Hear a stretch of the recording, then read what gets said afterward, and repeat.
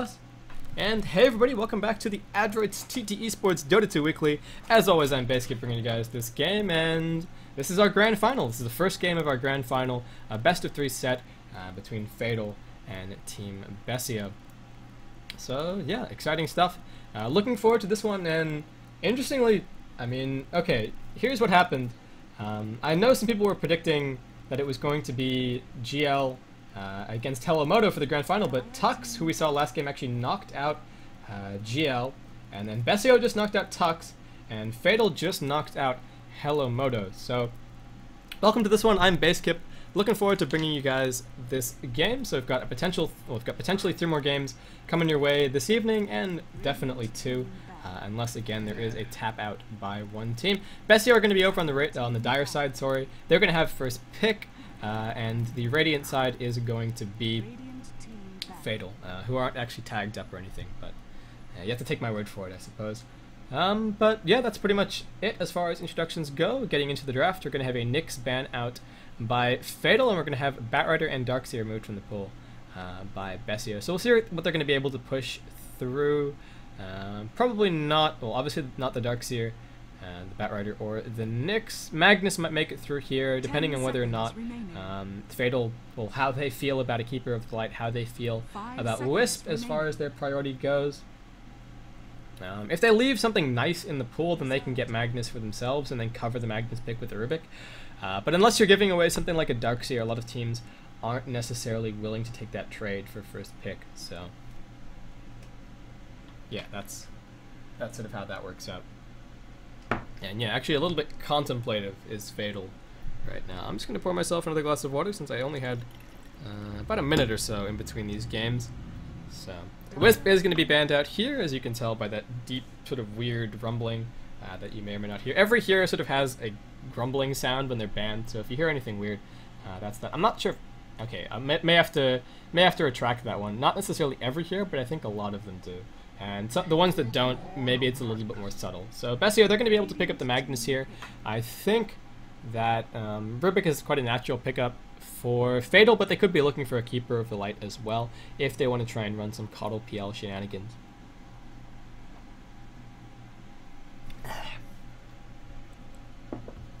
And my water is not very cold anymore. But anyway.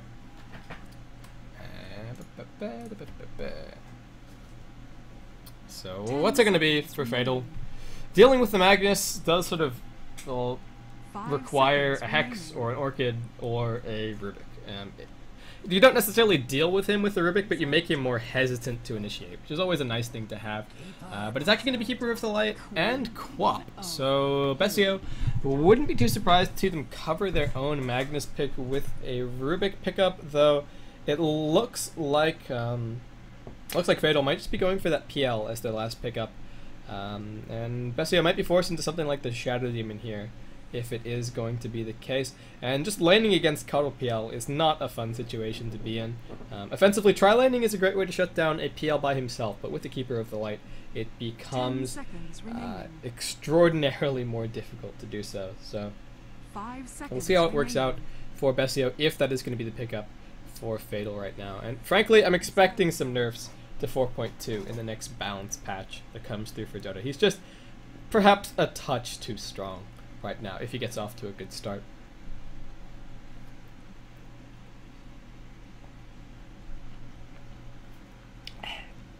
Okay, so Besio weighing their options right now. They could go Shadow Demon PL, frankly, but then they're opening themselves up to being offensively tri-laned against, and I guess I did just touch on the story of PL and defensive tri-lanes. He's pretty weak in a defensive tri-lane by himself. Does have an escape, but it's not really going to be reliable against a tri-lane designed to shut him down and kill him. So we'll see how it works out. And Besio actually dipping into their reserve time right now. Do we have anything going on in chat? Nope. So no asks for remakes or anything like that. It's just going to be, I guess, a bit of a think tank to try and figure out what their strategy is going forward. If they don't take PL, I think that Fatal are going to take it, or even if they don't, there's always the threat, and they need to be thinking about that threat. So they could pick something like Shadow Demon and try and deal with the PL just by tri-laning against him. But again, that would require fantastic execution, especially when you're up against a Keeper of the Light. and then a potential +1 support. And if you just try and ban heavily on those defensive tri-lane supports, you're going to have trouble. So Besio, they're going to go for Jakiro and Earthshaker, and this is a little bit off the wall, frankly. Not sure what to make of this. Yes, not bad against Phantom Lancer, well, at least until it starts to get towards the ultra late game where he's got all of the points up in Phantom Edge, and then he's just absurdly tanky because he has a heart and, you know, huge amount of magic resistance. But Earthshaker nice early on, and I guess they get themselves a little bit of a double Fissure between the actual Fissure and the Ice Path. As far as the supports go, they're both pretty trash, frankly, at ganking the Queen of Pain. They do have some good lockdown, and it is good ranged lockdown as well. But the early durations aren't necessarily huge, so I'm not sure if it'll be enough to lock down a co-op, at least until maybe the Magnus gets up to level 6. And Lifestealer is going to be taken here by Fatal. So a nice response to what Besio have picked up, and just putting PL by the wayside. That's always the threat with a Keeper of the Light pickup, and it makes the other team just have to draft a little bit more cautiously. So Besio, we'll see what they go for here. It could even be an offlane Earthshaker, looking to pull the Ancients and deny waves of XP, but that's something that I think we've only really seen NTH do. So I'm not sure if Besio have caught on. Undying can be banned out here. Besio just looking for their carry, and then an offlaner / solo / something, depending on how they're looking to run their lanes. And right now for the Radiant side, they're looking for a support, and they're also looking for that offlaner. Unless they're going to be looking to offensively tri-line, especially if Besio pick up someone who's quite weak, especially like, it could even be a PL, it could be someone like a Faceless Void. Both are quite good to offensively tri-lane against and shut down early on. Okay, so So Besio, what are the natural bans for them? They're running pretty low on time right now, so they've got to do a little bit of speed drafting. It would be nice to see some...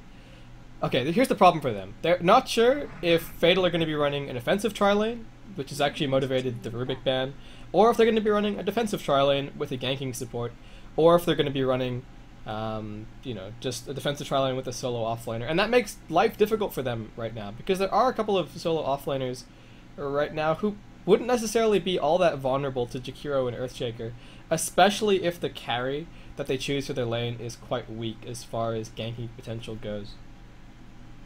So, Fatal, what's it going to be for you guys? Probably just some more carry bans.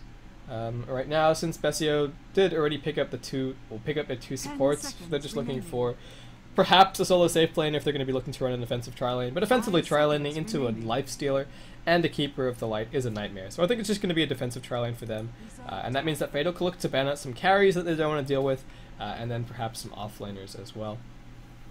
Faceless Void wouldn't be a bad ban out, but they're actually going to choose to remove the Bounty Hunter from the pool here, so one of those offlaners going by the wayside. And the Swept are going to be banned out here by Besio. What's it going to be? I wouldn't be too surprised to see something like a Faceless Void ban. He's pretty good against the Lifestealer, frankly. And Besio, while they do have some okay lockdown with the Magnus to go through the BKB, having some more on top, well, to go through the Rage, sorry, not the BKB, to go through Magic Immunity would be nice to have as well. So what's it going to be? We could see something like a Bane or a Beastmaster ban as well, if Besio are looking for... God, that was some alliteration there. If they're looking for some more lockdown for the Lifestealer during his... while he's raged. Which wouldn't be bad, frankly, for them to pick up. If you can keep Nate stunned, then he's dead. His survivability really relies on not being locked down, being able to infest a creep during a fight, and then also just slapping away. So it's actually going to be a Puck banned out here. It could be an offlane Magnus, but again, don't really like seeing him shoehorned into that role anymore. So he's probably going to be heading towards mid, and Besio just looking for an offlaner, and they're top right now. Clockwork is still in the pool, along with Windrunner, but we haven't really seen her on the offlane in a very long time. And especially against the Keeper of Light and the Lifestealer, both of them have ways to make her life hell. And if they pick up one more support with a stun, then she's pretty much going to be fodder if it's going to be a defensive tri-lane right now from Fatal. So Besio chewing into their reserve time. They're going to opt to pick up a Death Prophet here. This is a little bit weird, but it might be moving towards perhaps a little bit of an all-in push. sort of a mid-game, team-fighty, all-game push, but the problem is going to be pushing into the Keeper of the Light, and even the Queen of Pain as well has some pretty good stall. And Death Prophet, we'll see where she's going to be laned. It might be a carry Prophet, perhaps up towards top, getting the farm, perhaps getting an early mech. 10 seconds remaining. Sort of a la Necrolite, but in a different, well, Necrolite in different shoes, I suppose. But yeah, Besio right now just looking for that last offlaner. Do think they're just going to be running a defensive tri-lane, especially with that Death Prophet pick. Magnus probably heading towards mid, and right now Fatal are just looking for their support and looking for that offlaner. And who would not be half bad in terms of offlaners left in the pool? You're sort of scraping the bottom of the barrel, and it's a class of hero that I would like to see expanded a little bit more, but Clockwork's still there. And I did mention Windrunner earlier as well.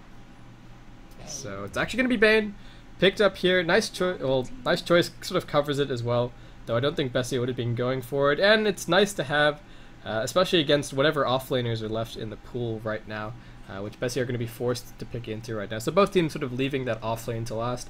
Though with this lineup, Fatal could look to run an offensive tri-lane. Jakiro and Earthshaker, great defensive setup, especially for someone like the Death Prophet who's quite vulnerable. But we'll have to see. The offensive tri-lane could work quite well regardless. And Jakiro and Earthshaker both quite mana heavy. So it's actually going to be Faceless Void. So it looks like offlane Magnus, solo mid Death Prophet, and then Faceless Void going to be up in that defensive tri-lane. But this could be trouble. Magnus isn't going to be getting all that much, and especially if it's going to be a defensive tri-lane, he won't be able to find that much farm. And even if Fatal is still looking to run an offensive tri-lane, there are still heroes left in the pool that can deal with the Magnus quite soundly in a 1v1 situation. So we'll have to see how they choose to lane this, but Besio, I'm not sure how. Well, they've got great team fight for sure, but they need to wait for the Faceless Void to get farmed, and if Death Prophet gets off to a bad start, she's just really going to be food. So Rattletrap's going to be picked up here by Fatal, so it looks like they're just going to be running a defensive tri-lane, and then perhaps Queen of Pain heading towards mid, and then Clock on the offlane. But I think Besio significantly weaker on the front of every single lane. They've got less punish for the Clockwork, they've got more punish for the Magnus, they've got, I think, a better mid matchup, frankly, with the Quap against the Death Prophet, that we'll have to see. So just waiting on one last person to pick up the hero, then we're going to be getting underway with this game, and hopefully I won't butcher the pronunciation on anyone's name, though they do all seem pretty straightforward, and I was just casting Besio for the last game as well. So yeah, just waiting on that Pain pickup right now. And whoosh.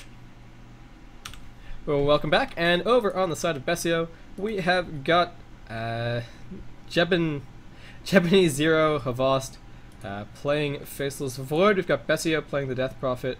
Mal is going to be on the Magnus. We've got Hypno on the Earthshaker, and M3F is going to be on the Jakiro.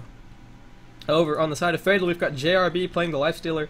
FN going to be playing the Queen of Pain. Tinker is going to be on the Clockwork. 4235 is going to be on the Keeper of the Light, and T_T is going to be on the Bane.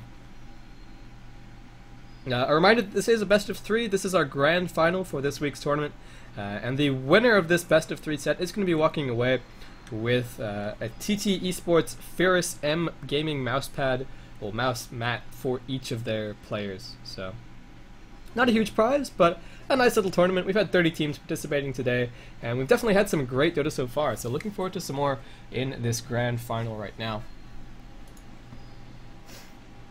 And I've got some Axe mega kills going on, but I think I'll just leave that off right now and stick to the default.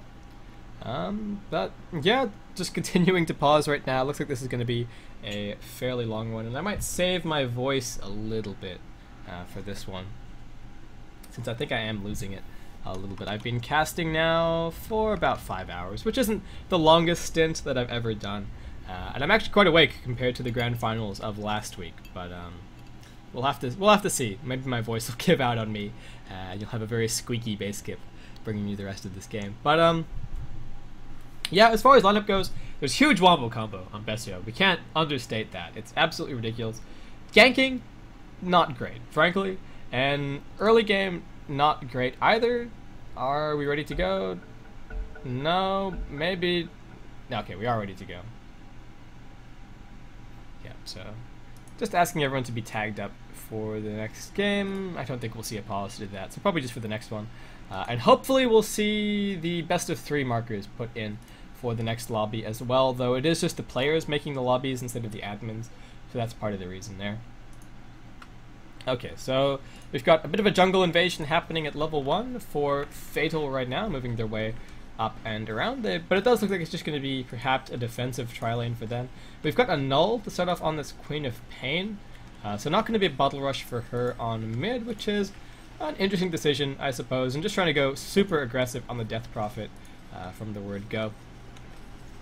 And with the center words picked up, that's sort of the hint that they might be looking just towards a defensive tri-lane, but shutting the Void down wouldn't be bad. The Eliminate's going to be channeled, but the 2 Fissures fly out. The open wounds on M3F, however, and now just right-clicks going either way. The skewer back onto JRB might be in a little bit of trouble. The first blood, however, already drawn, and what a chaotic team fight we have right now. Besio drops low, double kill for the Bane, using that 60 base damage to great effect. They're looking for more. The Illuminate cops everyone. Earthshaker does drop. It's 3-0 right now, and they're not done. They're diving the tower. They want one more. Maul's going to drop to that right click, and now, now Havos.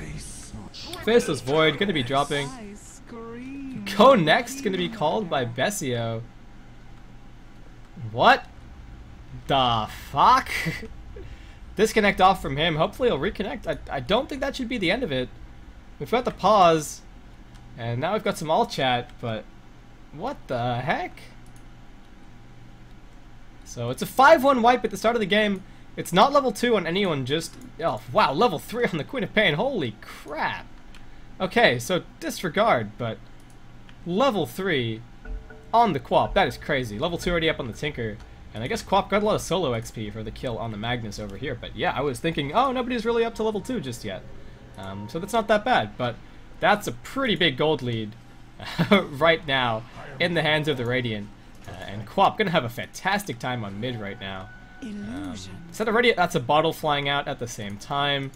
She picked up 3 kills and 2 assists in that fight. This is pretty much mid lane done for the Death Prophet, frankly. It's that level of engagement was absolutely absurd, and just Besio couldn't find the punish. After they used the Fissure and the Ice Path, they have such ridiculously long cooldowns that they couldn't really do all that much more. M3F gonna be able to get the D-ward off on this camp right now. But Fatal in good offensive tri-lane positions, and they've already got a big XP lead on the Dire side right now. And yeah, that's just not great. Our off-lane matchup is going to be, well, our 1v1 matchup down on bot is going to be the Magnus up against the Clockwork. And the matchup that I think, frankly, favors the Magnus at least a little bit. They'll have to see how it works out. Magnus actually a little bit further behind in terms of farm right now, and Clinker just manning up right now. The skewer back as well, pushing him out of the cogs. Mal still looking for some damage. We might have something happening at the same time on top. I don't think Magnus can find this kill, though he will be able to drop the Tinker, chop the Clockwork low. I'm being confused by his name there. But he's only got some tangos up right now to try and heal. So just some hits being traded back and forth. I want to disengage to try and clarity up, since it means that Clockwork will be able to regen some health. But Mal actually in a pretty good position right now on mid. Besio in trouble. And again, it's a level 4 Queen of Pain, a level 2 Death Prophet. This matchup was hard for the Death Prophet to start things off, but with Quap off to such a great start, she can even invest 2 points in the Shadow Strike and keep the Death Prophet off the lane entirely. There's no hope for these supports to try and rotate off top. Since if they do, then Void isn't going to be getting any farm whatsoever, and he's also probably going to die as well if the supports leave, especially when he's such a low level with the Time Walk.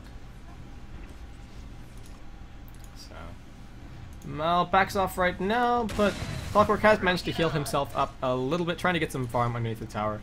Looks like he rolled low on that hit and not able to get any of the range creeps there, so a little bit unfortunate for him. FN doing a great job on mid. Again, just keeping the pressure on. He's 13 for 7. Death Prophet can't really approach the wave, so Besio not having a fun time whatsoever. And Fatal just coming across to try and disrupt this pull a little bit. Looks like they are going to be able to jack most of the farm and the XP from this one. And this level advantage that they have translates in a huge way to a tri-lane versus tri-lane scenario. The defensive tri-lane are really defensive. They need to hug the tower, and if anyone tries to make a move in, just throw Fissure and Ice Path at them and get them to go away. Our 4-minute rune, well, our 2-minute rune, sorry. We're not actually that far into the game, but Quap's already level 5 was an invis picked up there. And Mal still just trying to clarity his way back up. Looks like DP was able to get a little bit of farm on mid, but FN, DP is barely level 4, and FN is almost level 6. So this is really, really bad. I don't think I can understate this. FN jumps forward aggressively, does cop the very edge of that Crypt Swarm, but just going in to throw out a Shadow Strike. And Besio are probably going to be forced to bottle crow a bit, but the courier actually making a very slow trip down towards bot. There's not really enough gold on the support. There is enough gold, in fact, to pick up a flying courier, and I think they really should do so. The courier hanging back by the tower right now. Don't want Clockwork, sorry, to just mysteriously kill that one off. And Clock, speaking of him, he doesn't have a bottle up, so doing a pretty good job down in his bottom lane. There's a flying courier already up as well for Fatal. So they can bottle crow mid and bot to their heart's content and really definitively win those lanes. I suspect, well, maybe looking for a kill. There's going to be a Cogs thrown out, and the 4-minute rune going to be in the hands of the Quap. Double damage picked up. Oh, and Mal needs to be so careful. They don't even have vision of this one right now. They knew where the rune was. They knew that Quap was going to go down and get it, and Mal looks like he's actually going to go down and try and scout it out right now. Sees that it's taken and just backs himself off to the lane. So nice little play by him. But FN, he is just in such a great spot, and Besio forced to back all the way to base. This is disastrous. It's 135 gold lost, basically, since he will have to TP back to the lane. And he can't even really look to go up towards top to try and make anything happen. We've got a TP coming up for the Quap right now, and it's not Sonic Wave just yet, but a rank 3 Scream of Pain and a double damage. Going to be putting out at least some reasonable pain. And, oh, Faceless Void in trouble. Will be caught by the Illuminate. Look at those backtracks! Holy smoke. FN going around the back aggressively. There is still a Fissure. There is still an Ice Path available, but FN wants this, showing his presence. We've got some rockets flying up towards top as well by way of harassment. Illuminate flies out, and M3F, he's going to drop almost immediately. Nice Ice Path connect on 2, but Faceless Void, a little bit indecisive. Hypno they come in, they block off the entrance as well, but there's actually trees cut down. So JRB just walks his way straight through, and well, Jebony Zero is going to jump his way across. The Scream of Pain did connect. He's still hiding in the back, and Hypno just trading blows with the Lifestealer. That's pretty much all he can look to do, and they've now spotted out the Faceless Void. He's going to drop as well. 8-1 the lead for Fatal, only almost 6 minutes in. And everyone just farming creeps at the moment. Gonna try and grab this tier 1 perhaps. Though while it does still stand, it's actually easier for the Radiant side to get behind the tower and kill them. So might not see that happen, since it would mean that Besio could look to control the wave equilibrium sort of back in this region. And Besio finds a little bit of farm for himself on mid. Our 6-minute rune did just spawn down on bot, so that's a regen gonna be picked up for him in just a second. But as far as farm goes, the 3 farmers on the map that are leading are in the hands of the Radiant right now. Though Magnus doing a pretty good job, and everybody else just trailing a little bit behind. So down, but not out. But I mean, I touched on this before we saw all of those kills to start the game off. It was gonna be tough, even with an even start for Besio, and with the position that they're in right now. Turns around for the silence. Nicely played. Looks like he's going to be okay. And he does have a regen rune up as well, though that Shadow Strike is going to last a little bit longer. And Radiant side Fatal just don't really care. They're just going to go keep pulling, keep getting levels up. They've almost got 6 up on the Bane, almost 5 on the Keeper of the Light. Lifestealer almost level 6 as well. Meanwhile, level 2 on M3F, Hypno level 3, and the Faceless Void only level 4. They do manage to get a double stack off. And the pull, though I'm not sure if they're going to be able to get all of this XP as the heroes from the Radiant side come in. There's already Arcane Boots up on this Bane. He is crazy farmed right now. And they're just going to jump straight onto M3F. Fissure not going to slow down the Lifestealer's advance whatsoever. He finds that kill. They get a sleep off on the Faceless Void. Now heading towards Hypno. The Illuminate is going to connect. He tries to salve himself up to survive. And Faceless Void was able to escape there with 2 kills picked up by the Radiant side, and now a 9-kill lead for them. Besio spotted out by FN. He does manage to get a silence down, but I don't think FN is going to be backing off this time. He does throw out the ultimate, but the counter ultimate there from the Queen of Pain, and the GG go next is going to be called by Besio. So we're going to have a 7 minutes and 50-second GG for the first game of our grand final, and we'll be getting into game 2 quite soon. So I guess Fatal, they were a little bit low on time, but with that first game taken, We'll see how much longer it takes to finish this grand final. So, this is the Adroits TT Esports Dota 2 Weekly. This is our second week of this tournament. The courier coming down just to get a little bit more gold to the already very, very fed Radiant side. I've been Baseskip bringing you guys this game. I'll wait around for the final score screen for the sake of the VODs. But yeah, that's pretty much it. If you guys have any feedback for me as far as my casting goes, leave me a message in chat or send me an email at baseskipdota@gmail.com. But just going to be waiting around for this game to finish, and then we'll be back with game 2 very, very soon. So stay tuned for that one. Thanks, everyone.